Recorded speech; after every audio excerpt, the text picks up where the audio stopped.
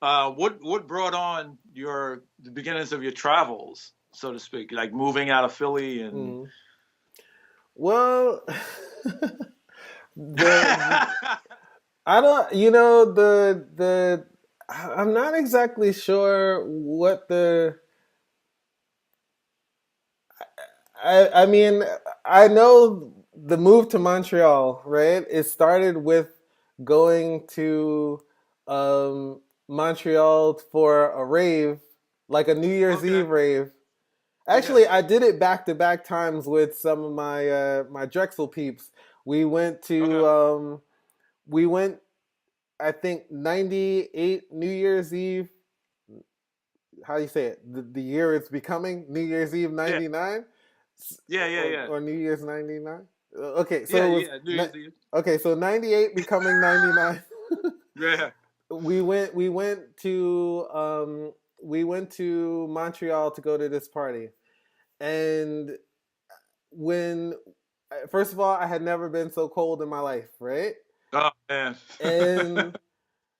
And but when we left the car and we were like going to the hotel, it was only like maybe like 20 feet, but I felt like I froze in within this 20 feet.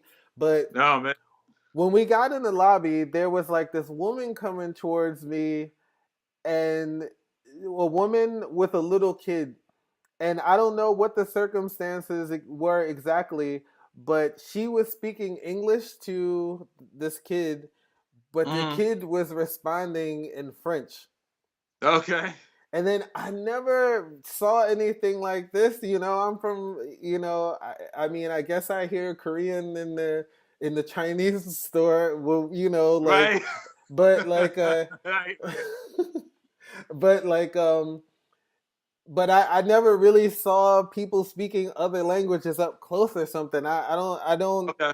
and then just seeing the difference in the culture and just the women were beautiful and and so it was just so different from what I had already experienced. I was like, I'm going to live here one day. Okay. And so that's when that was like on that first visit. This is when I started, but then I visited like a few more times, and they just only confirmed everything. But Right. I was there with Deep Sea Yeah, yeah, yeah, one yeah. time, and this other guy Raven, like Raven was like, we had gone somewhere and it started raining, Uh-huh. and like Deep's a little bit taller than me, and Raven Yeah. is like quite a bit taller than Deep, Yeah. and Raven has like dreadlocks coming down, and he was wearing a dashiki, right? Oh man. So this Wow. is the three of us Right. in Montreal, and then it started raining, and we wanted to get a cab, and I was like, "Oh man, Here we go. just forget it. It's not happening. There's no way the three of us are getting a cab, Right. And Yeah, yeah. so we were about to start walking or whatever, but then we just tried, and the cab driver was fine. Like Raven ended up getting up in the front seat. The guy started Uh-huh. talking to us, and I was like shocked at this whole thing. Right. I had never, back in Philly, I would get like I would sometimes I'd be running late for work when I worked at the bank, Yeah, and I yeah. would have to get someone to flag a cab, stop a cab for Oh, me. I know. You know. Yeah. So Yeah, yeah.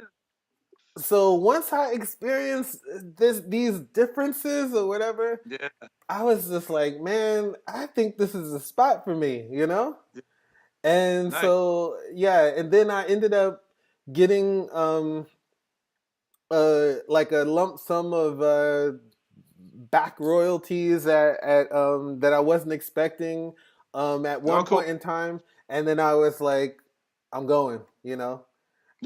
And but what ended up happening is I ended up moving to New York first, Okay. and then I stayed there for a year, and then after that, I was like, then I went to Montreal. I'm out. Yeah, Eh, but yeah, and well, and then the whole thing with you know how Philly is. It's like everybody knows one another, Right. and everyone has been involved with one another, and Right. you know what I Yeah. mean, Yeah. and Yeah. it's all this overlap and everything, and so I was Very just incestuous. yeah, so I was just like I think so that was one of the contributing factors as Yeah. well. Like I was ready for something else, Cool. and yeah, and I didn't go there with a plan. I didn't know anyone. I Right. like I knew some people who knew other people, Right. and but I didn't know anyone. I didn't have a job in place, and even at the time, the way the visa system was set up, um, it was like extremely difficult to DJ there, um, Okay. legally, you know. Right. And so it was, and I mean, I had seen like maybe like three people get caught DJing without a visa and then Oh man. being denied reentry into the country. Right. Right. So I didn't want anything like that to happen to me. So I didn't really like play. So it was a very difficult decision. Well, actually, it wasn't difficult, but it had a difficult outcome. Right. Because I usually don't make decisions that don't take my career into consideration. Right. And this was one of the things I was like, I really want to be here, and I'm just going to figure it out later. Right. Right. Yeah. Yeah. Sometimes you have to do that. Yeah, That's amazing, man. yeah, How did it affect your like? So you got to Montreal, and yeah. then um, how did that start changing things for you musically? Like, or did it? Well, I had a really, I was in a slump for like 10 years actually.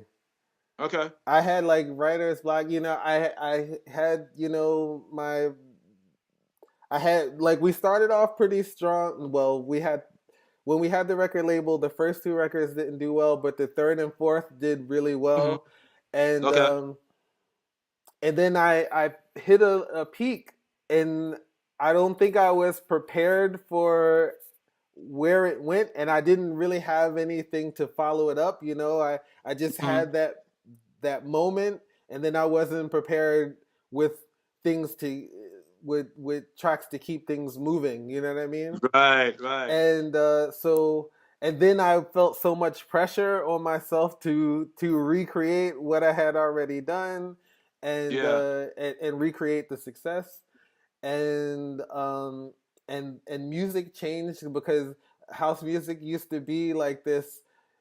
It wasn't like everyone was making these really well produced, like they were great tracks and great songs, Right. but Right. they weren't like pristine sound quality. And then Right. I started getting so preoccupied with the technical side of things that it didn't allow for me to be creative.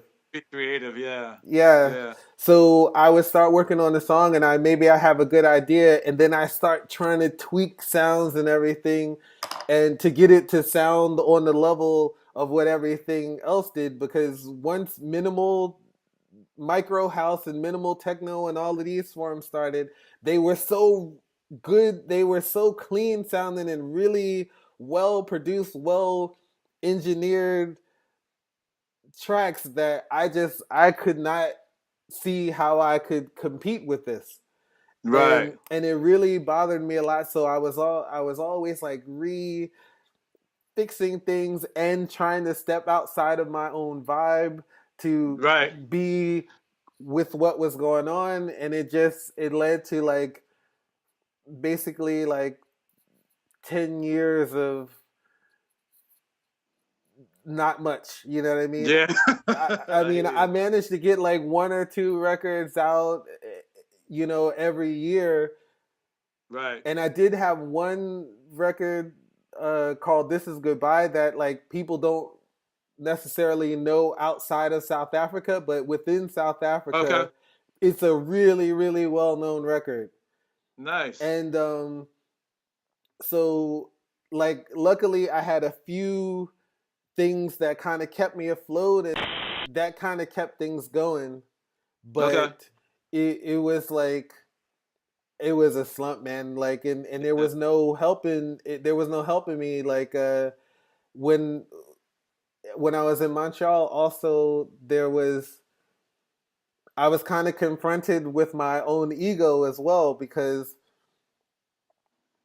this was once I got to Montreal was the first time I was away from my own city where I started to realize that other people knew who I was, you know? And Okay.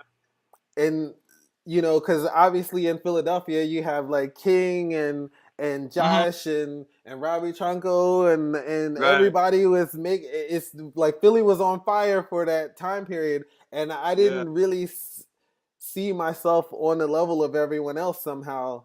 And Hmm. but once I got perspective from being outside of Montreal, then it changed things. So then when I got to Montreal and then I couldn't DJ and I'm still going in this slump. I don't have any money. I'm like, and then people know who I am, and then was like, man, I was like, my ego wouldn't let me take like a low paying job so that someone would Right. see me. You know what I mean? Like, Right. I got you. Yeah. Yeah. Yeah. so it was really really tough in that regard, but Hmm. um and I don't know that it did anything good for my music. I mean, it maybe just made me understand and embrace the struggle even more, Hmm. and the fact that I didn't quit at this time really proved to myself that I really believe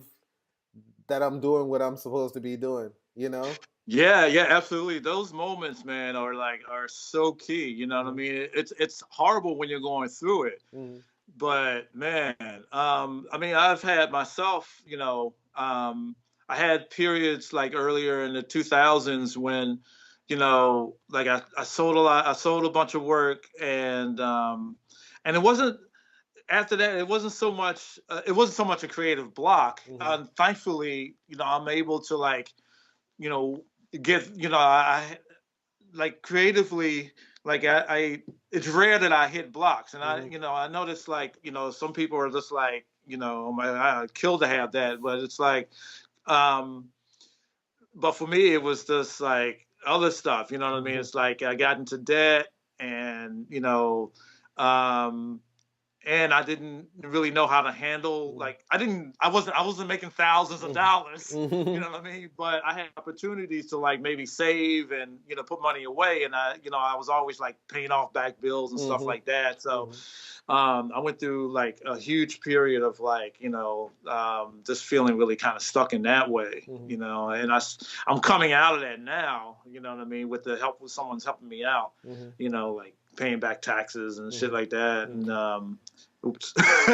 but um, but it can have an impact on you, when when you don't have the resources, and you're like you're still making work, you know what I Mm-hmm. mean, but you're not getting where you think you should be and stuff Mm-hmm. like that. Mm-hmm. It's a similar thing. It is very different from you in the sense that you went away to another place, Mm-hmm. you know what I mean, but it's still like kind of it it takes your ego down to a couple points Yeah, yeah, by a couple points, yeah. when stuff happens, because I felt like, oh yeah, by the time I get to blah blah blah, like I'll be hopefully I'll be like I'll have work here, I'll have work here, and I'll work here, and then that didn't quite pan out Mm. how I thought it was going Right, to, right, right, right. and so I was just like, oh, okay, cool. But the thing is, I've continued going. You know what I mean? And even if I didn't have Bridget behind me, I still be doing whatever I would be doing to Mm-hmm. to make work. Who's Bridget? Bridget Mayer, she Who's Bridget Mayer? uh, that's my gallery rep here in Okay, Philadelphia. okay. She had a physical space here on Walnut Street, 709 Walnut Street, for a number of years, and Mm-hmm. then she decided to close that down, because the art world has been changing rapidly Mhm. over the past like 10, 15 years.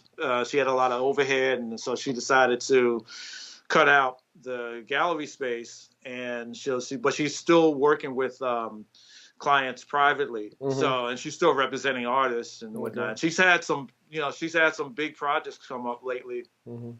and she's still doing her thing. So she's adapted. Adaptation is the thing. Yeah. You have to adapt or die almost. No, it's not even almost. It's like Yeah, it's gonna happen. Like yeah, if you're not yeah. You prepared got to to make it. change, and Yeah, you got to evolve. make it happen. Yeah. Otherwise, that's there's nothing there.